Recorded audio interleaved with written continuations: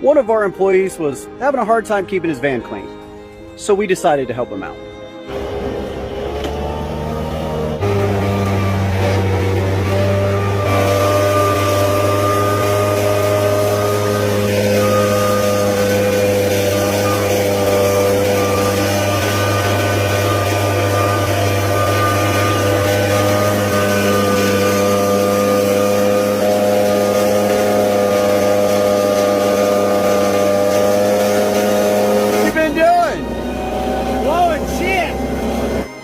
The vehicles at our company go in a pecking order.